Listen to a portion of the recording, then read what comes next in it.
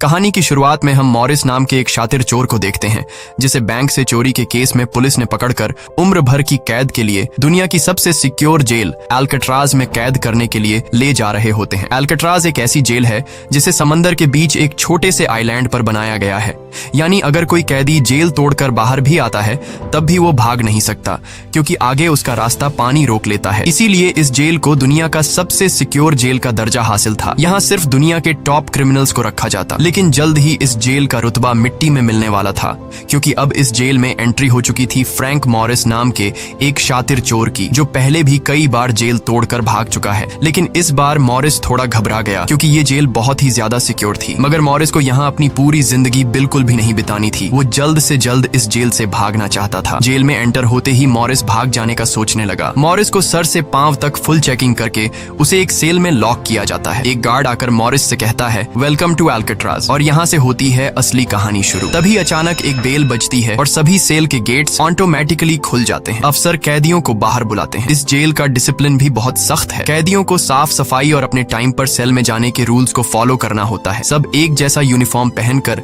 Line में breakfast खाने आ जाते हैं। मॉरिस के सामने लिटमस नाम का एक कैदी होता है। मॉरिस पूछता है कि मुझे तो कांटा ही नहीं मिला, अब मैं नूडल्स कैसे खाऊंगा। लिटमस उसे कहता है, अबे ये तेरा घर नहीं है, जो तुझे मिला है उसे चुपचाप खा ले। तभी वुल्फ नाम का एक खतरनाक कैदी मॉरिस को चिढ़ाने लग जाता है। वुल्फ से जेल में हर एक कैदी तंग था। वो यहाँ हर एक कैदी पर अपनी मनमानी चलाता था और उस पर बलात्कार के ढेर सारे केस भी हैं। इस जेल में एक से बढ़कर एक खतरनाक कैदी रखे जाते हैं। यहाँ लिटमस मॉरिस से थोड़ा खाना मांगता है और इस दौरान मॉरिस उसे अपनी प्लेट दे देता है। जब मॉरिस टेबल के नीचे से देखता है तो उसे पता चलता है कि लिटमस खुद खाना नहीं खा रहा बल्कि वो चूहे को दे रहा है। रात को एक गार्ड मॉरिस को वार्डन के पास लेके जाता है। जब मॉरिस वार्डन के ऑफिस में पहुंचता है तो वार्डन मॉरिस से कहता है कि मैं जानता हूं कि तुम बहुत ही शार्प माइंड हो और बहुत इंटेलिजेंट भी हो, लेकिन वो सब यहाँ किस काम का, क्योंकि तुम्हारे जैसे यहाँ कितने आए और गए पर यहाँ से कोई बच नहीं पाया। यहाँ कैदी बहुत ही स्ट्रिक्ट रूल्स फॉलो करते हैं। 2 महीने में एक बार ही कोई तुमसे मिलने आ सकता है और वो भी तब अगर मेरा मूड अच्छा हो। वार्डन बहुत ही सख्त इंसान है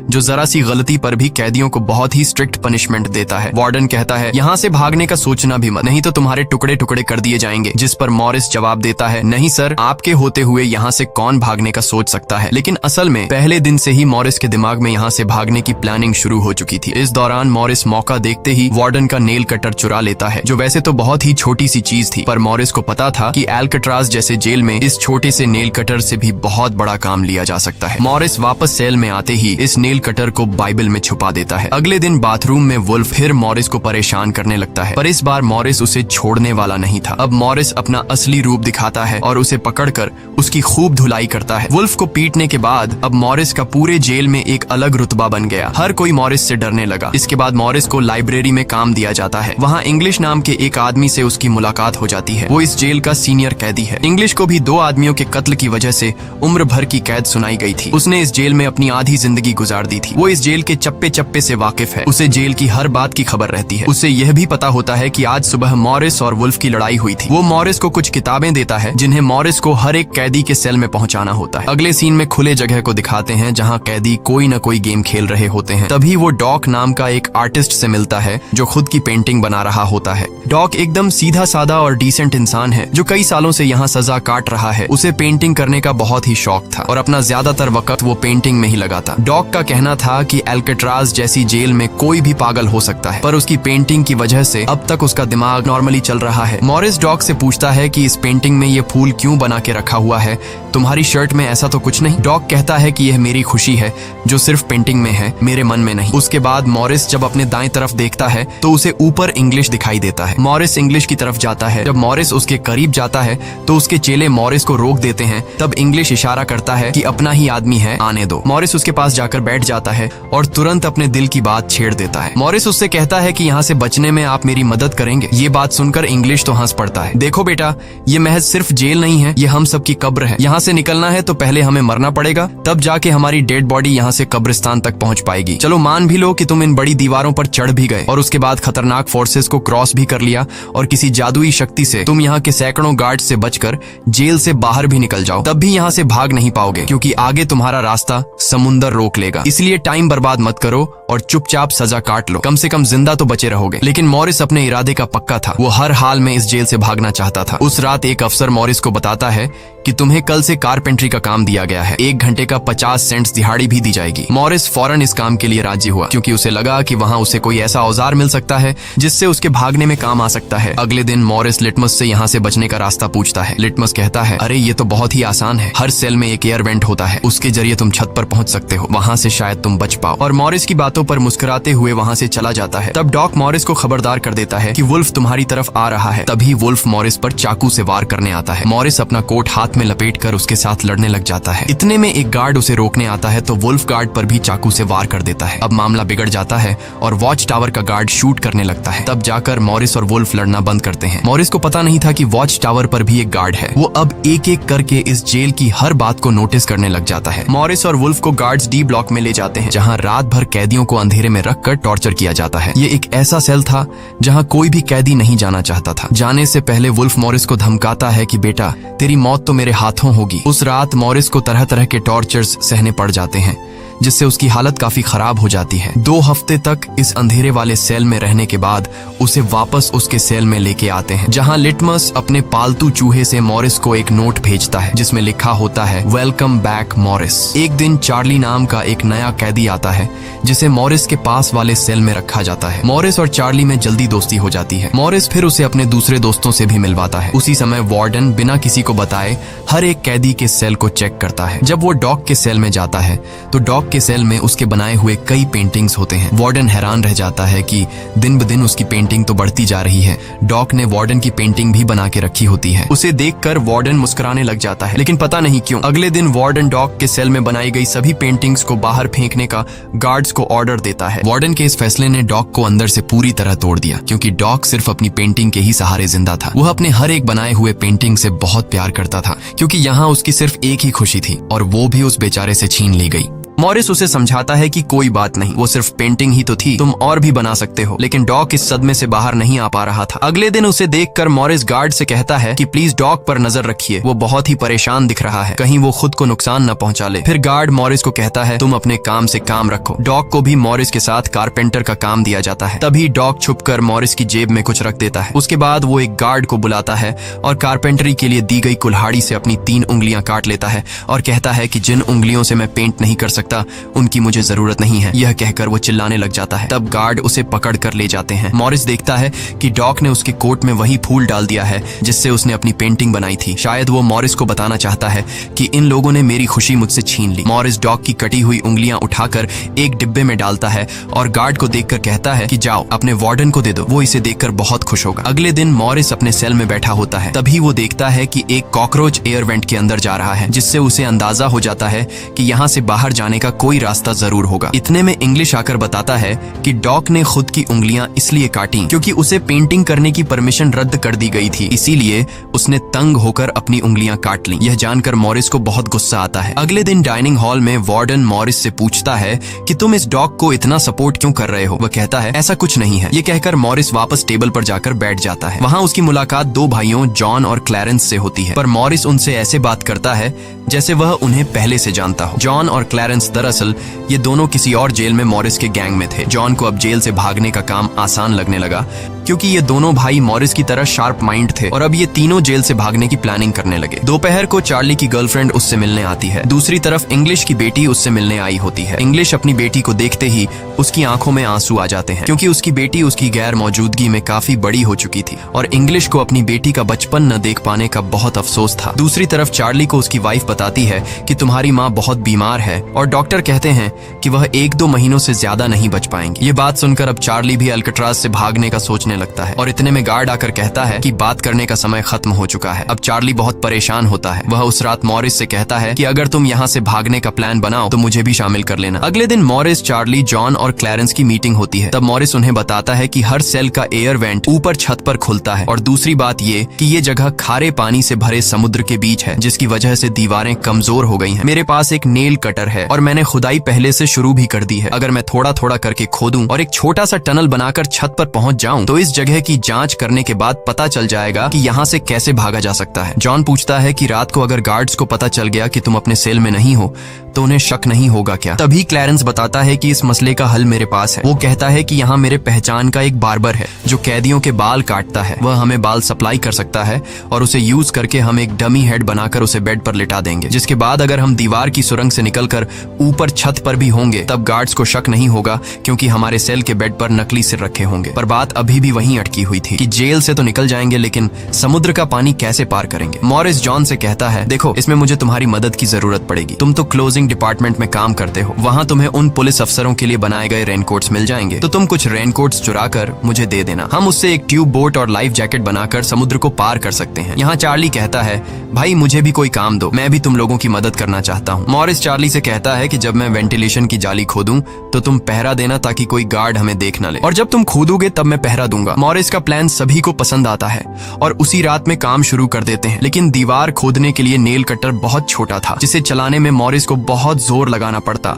और मॉरिस को दीवार खोदने में काफी मुश्किल हो रही थी। उसके हाथ में कहीं छोटे भी आई, लेकिन वो धीरे धीरे उस होल को खोदने लगता है। अगले दिन वो खाने के टेबल पर अपने दोस्तों से कहता है कि मुझे खुदाई के लिए एक बड़े औजार की जरूरत है, नेल कटर से दीवार खुरेदना बहुत मुश्किल हो रहा है। तभी मॉरिस ने अपने हाथ में चम्मच को देखते हुए उसके दिमाग में एक आइडिया आया। वो जानबूझकर चम्मच को अपने जूते पर घिसकर उसे गंदा कर देता है। उसके बाद मॉरिस ने गार्ड को बुलाया और कहा कि ये चम्मच गंदा है, मुझे दूसरा चम्मच दो। बाकी लोगों ने भी गार्ड से उनका चम्मच बदलने की रिक्वेस्ट की। गार्ड को इसमें कोई गड़बड़ नहीं लगी और उसने फौरन चम्मच बदलने की इजाजत दे दी, जिसके बाद वह सीधा टेबल की तरफ बढ़ता है जहां एक और सिक्योरिटी गार्ड सीट पर बैठा होता है। पर जैसे ही वह टेबल पर रखे हुए चम्मच बदलने लगता है तो जॉन ने वहां मौजूद गार्ड को बातों में उलझा लिया, जिसका फायदा उठाते हुए मॉरिस ने एक के बजाय 2 चम्मच उठा लिए और एक को जेब में छुपाकर रख दिया, जिसके बाद वह सीधा अपने सेल में चला जाता है।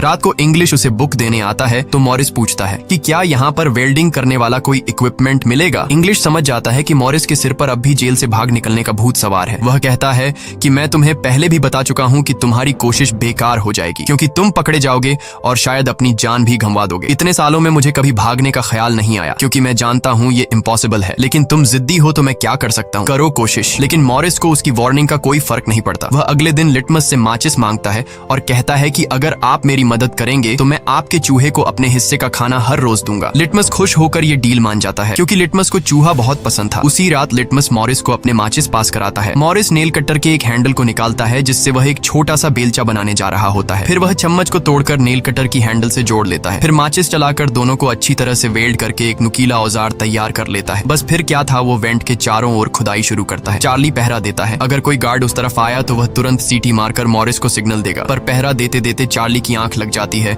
और तभी वहां पर एक गार्ड आता है। पर खुशकिस्मती से ऐन वक्त पर इंग्लिश ने बीच में आकर उस गार्ड का ध्यान भटकाया और दूसरी तरफ इंग्लिश की बातचीत सुनते हुए चार्ली की भी आंख खुल गई, लेकिन टेंशन में वह सीटी भी नहीं मार पाता। जिसके बाद वह कोई चीज गिरा देता है तो मॉरिस उसका इशारा समझकर वेंट को कवर करके बेड पर लेट जाता है। गार्ड पूछता है कि यहाँ कुछ जलने की स्मेल आ रही है। मॉरिस कहता है, सर आपके रहते मजाल है कि कोई स्मोक करेगा, मुझे तो कोई बू नहीं आ रही है। उस गार्ड को भी ठंडक पहुंचती कि चलो कोई तो मेरी कदर करता है। उसके जाते ही मॉरिस वेंट के चारों ओर कंक्रीट निकाल देता है, लेकिन वो देखता है कि वेंटिलेशन जाली के साथ पेच भी घुसे गए हैं जिसे काटने के लिए कोई शार्प औजार लगेगा। इस दौरान मॉरिस को जब भी बाहर जाने का मौका मिलता तब वह ग्रिल से निकली हुई सीमेंट को चुपचाप बाहर गिरा देता। अगले दिन कारपेंटर का काम करते हुए वह एक मेटल उठा लेता है जो चाकू की तरह शार्प है, लेकिन चार्ली उसे कहता है कि मेटल डिटेक्टर से बचकर तुम्हें इसे बाहर कैसे लेके जाओगे। मॉरिस बहुत ही कॉन्फिडेंस से कहता है कि वो सब मैं देख लूंगा। जब मॉरिस बाहर जाता है तो दरवाजे पर मेटल डिटेक्टर बजने लगता है। दरअसल मॉरिस मेटल को हाथ में उठा लाया था। गार्ड पूछता है कि ये क्यों लेके जा रहे हो। मॉरिस कहता है, सर वो मैंने सोचा कि कपड़े टांगने के लिए इसे यूज करूंगा। गार्ड कहता है, ज्यादा होशियार मत बनो और वो मुझे दे दो। ये कहकर गार्ड वो मेटल उससे ले लेता है और मॉरिस को पूरी तरह चेक करके जाने देता है, लेकिन अपना हीरो तो हीरो है। दरअसल उसने 2 मेटल चुराए थे, एक हाथ में लाया था और दूसरा शूज में छुपा के रखा हुआ था। उस शार्प मेटल से वह ग्रिल को काट लेता है। अब बारी आती है गार्ड्स को चकमा देने के लिए नकली सिर बनाने का, जिसके लिए ये चारों अपनी जिम्मेदारी का काम करते हैं। चार्ली गार्ड से थोड़ा पेंट मंगवाता है। वो गार्ड से कहता है कि मुझे आर्ट बनाने का शौक है। गार्ड भी इनकार नहीं करता और पेंट उसको ला कर दे देता है। मॉरिस उस होल से निकाले गए कंक्रीट को पीसकर एक पाउडर बनाता है। जॉन नाई की दुकान से बाल इकट्ठा करके लाता है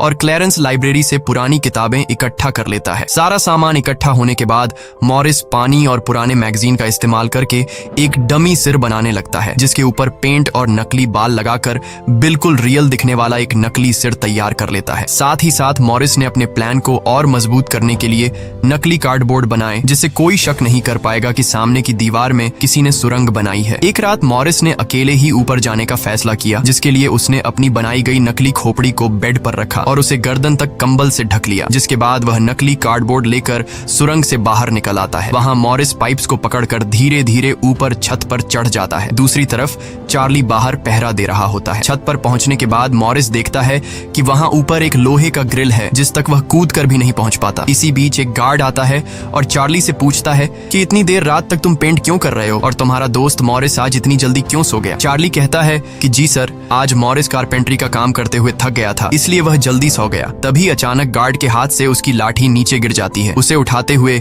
वो देखता है कि मॉरिस के बाल बहुत अजीब दिख रहे हैं। अब चार्ली डर के मारे कांपने लगता है कि आज तो काम से गए। गार्ड मॉरिस के सेल के अंदर हाथ घुसाकर उसके बाल टच करता है तो मॉरिस पूछता है, क्या हुआ सर, मेरे बाल इतने खूबसूरत हैं क्या। लकीली एन वक्त पर मॉरिस नीचे आकर वहां लेट गया था। अगले दिन मॉरिस अपने साथियों को बताता है कि छत पर एक रास्ता है लेकिन उसे एक ग्रिल से बांध के रखा हुआ है और वह ग्रिल बहुत ऊंचाई पर है। मुझे एक और साथी की मदद चाहिए। तब जॉन कहता है कि मैंने अपना वेंट पूरी तरह खोद दिया है, आज रात मैं भी वहां पहुंच जाऊंगा, दोनों मिलकर ग्रिल को खोलेंगे। उसी रात मॉरिस और जॉन अपने वेंट्स के जरिए छत पर पहुंच जाते हैं। जॉन मॉरिस को उठाता है और मॉरिस ग्रिल को पकड़ लेता है। जॉन देखता है कि यह लोहे का ग्रिल बहुत ही मजबूत है और उसे पूरी तरह से वेल्ड किया गया है। उसे निकालने का एक ही रास्ता है और वह है इसे ड्रिल मशीन से काटना। अगले दिन म्यूजिक क्लास में सभी अपनी अपनी मर्जी का इंस्ट्रूमेंट बजा रहे होते हैं। तभी मॉरिस की नजर वहां रखे एक छोटे से पंखे पर पड़ती है, जिसे देखकर मॉरिस को लगता है कि वह इस पर काम करके एक ड्रिल मशीन बना सकता है, जिसके लिए वह चार्ली से कहता है कि तुम किसी तरह करके इस पंखे को यहाँ से छुपा लो। चार्ली बड़ी आसानी से इस छोटे से पंखे को अपने इंस्ट्रूमेंट बॉक्स में छुपाकर रख देता है। जब चार्ली बाहर आता है तो गार्ड्स उसके इंस्ट्रूमेंट बॉक्स को चेक भी करते हैं, लेकिन उन्हें पंखा नहीं नजर आता और चार्ली को जाने दिया जाता है। वह पंखा जैसे ही मॉरिस के हाथ लगता है तो मॉरिस उस पर काम करना शुरू कर देता है और कई घंटों बाद मॉरिस उस पंखे से एक ड्रिल मशीन तैयार कर लेता है। उस रात मॉरिस और चार्ली छत पर चढ़कर उस लोहे की रोड को ड्रिल मशीन से काटने लग जाते हैं। ड्रिल मशीन की आवाज काफी तेज थी, जो कि ड्रिल की आवाज को सुनकर गार्ड्स ऊपर आने लगते हैं, लेकिन तब तक मॉरिस ग्रिल का एक रोड काट देता है और ड्रिलिंग की आवाज बंद हो जाती है। ड्रिल की आवाज बंद होने के बाद गार्ड उसे नजरअंदाज करके वापस चला जाता है। अब इन चारों ने भागने के लिए अपने सभी रास्ते खोल दिए थे, जिसके बाद वह मंगलवार की रात को दुनिया की सबसे सिक्योर जेल एल्काट्राज से भागने वाले थे, जिससे आज तक कोई भी नहीं भाग पाया था। अगले दिन फिर उनकी मीटिंग होती है और वह भी मूवी हॉल में, जहां सब मूवी देख रहे होते हैं। मूवी की आवाज के बीच मॉरिस जॉन और क्लैरेंस से पूछता है कि क्या तुम्हारा वेंट तैयार हुआ है और उन रेनकोट्स का क्या हुआ जिससे हम ट्यूब बोट्स और लाइफ जैकेट्स बनाने वाले थे। वह बताते हैं कि सब तैयार है, हमारा डमी सिर भी एकदम रेडी है, बस बच निकलने की देरी है। अगली सुबह नाश्ते के दौरान मॉरिस ने डॉग की दिए हुए फूल को टेबल पर रखा। वार्डन ने जब इस फूल को देखा तो वार्डर उनकी टेबल पर आकर वहां रखे हुए फूल को मसल देता है। ये देखकर लिटमस को बहुत गुस्सा आता है क्योंकि ये फूल डॉग का फेवरेट था और डॉग मर चुका था। लिटमस तो गुस्से में उस पर हमला करता है कि एक तो तुमने डॉग को मार दिया और दूसरी तरफ तुम उसकी दी गई एक छोटी सी निशानी को भी नहीं छोड़ रहे हो। लेकिन जैसे ही वह वार्डन पर हमला करता है उसे अचानक हार्ट अटैक आ जाता है और वह नीचे गिर पड़ता है। मॉरिस को वार्डन पर बहुत गुस्सा आता है और चारों उसी रात बच निकलने का फैसला करते हैं। मॉरिस आधी रात का इंतजार कर रहा होता है ताकि गार्ड्स का पहरा जरा कमजोर हो जाए तो हम आसानी से बच निकल पाएंगे। तभी मॉरिस के सेल में इंग्लिश उसे कुछ बुक्स देता है तो मॉरिस कहता है कि आखिरी बार तुमसे हाथ मिलाना चाहता हूँ। इंग्लिश समझ जाता है कि मॉरिस ने यहाँ से बचने का पक्का प्लान बना लिया है। वह चुपचाप यहाँ से चला जाता है, लेकिन फिर जो होता है वह मॉरिस ने बिल्कुल भी नहीं सोचा था। वार्डन अचानक उसके सेल को चेक करने आता है, जैसे वार्डन को किसी ने उसके प्लान के बारे में बता दिया हो। मॉरिस बहुत ज्यादा घबरा जाता है क्योंकि इतने महीनों की मेहनत के बाद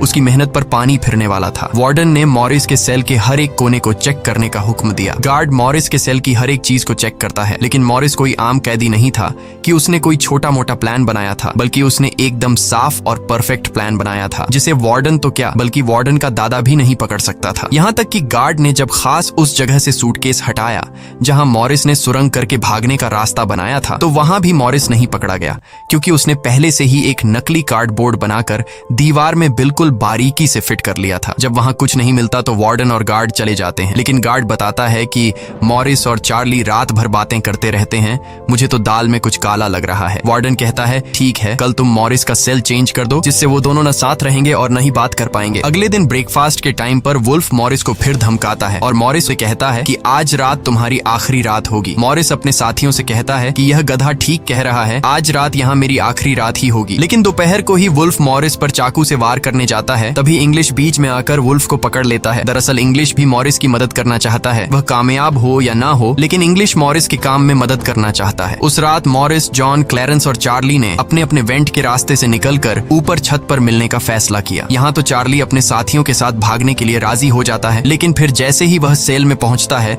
तो उसे घबराहट होने लगती है। सेल में अकेला बैठकर उसने प्लान में शामिल ना होने का फैसला किया और उसके बाकी 3 साथी अपने अपने वेंट के रास्ते से निकलकर ऊपर छत तक पहुंच जाते हैं। वह तीनों काफी देर तक चार्ली का इंतजार करते हैं, लेकिन काफी टाइम गुजरने के बाद जब उन्हें लगता है कि चार्ली नहीं आएगा तो वह चार्ली को छोड़कर निकलने का फैसला कर लेते हैं। वह तीनों अपने प्लान के मुताबिक आगे बढ़ने लगे, लेकिन इधर चार्ली की आंखों के सामने उसकी आजादी का सपना दूर होता जा रहा था।